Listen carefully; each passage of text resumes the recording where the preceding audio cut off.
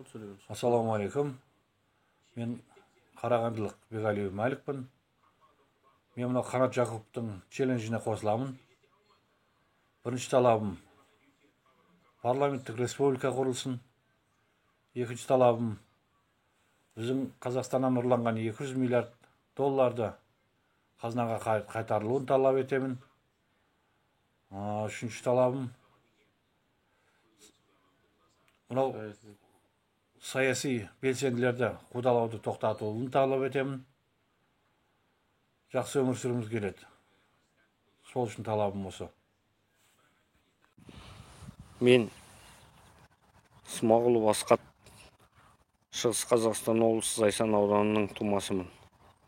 Және де осы Қайрат Жақуповтың челленджін қолдай отырып, сол челленджді жалғастыруға бірінші Қазақстан парламенттік республикасы құрылуын, екінші шетелде жатқан ұрланған ақшамызды қайтарылуын, үшінші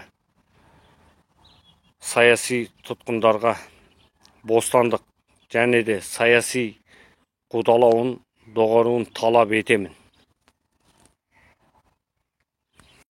Мен Қазақстан Республикасы азаматы Талдықорған қаласының тұрғыны Өтелбайұлы Дархан қазіргі отырған биліктен талап етем.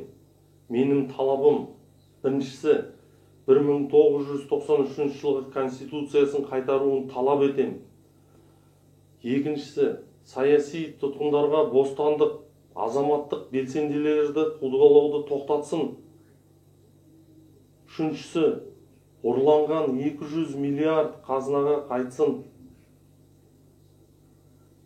Я гражданин Республики Казахстан, уроженец города Талдыкурган, Валиев Дархан Утельбаевич, требую: первое, вернуть Конституцию 93-го года. Второе, освободить всех политических заключенных и прекратить преследование гражданских активистов. Третье, вернуть украденные 200 миллиардов обратно в бюджет страны.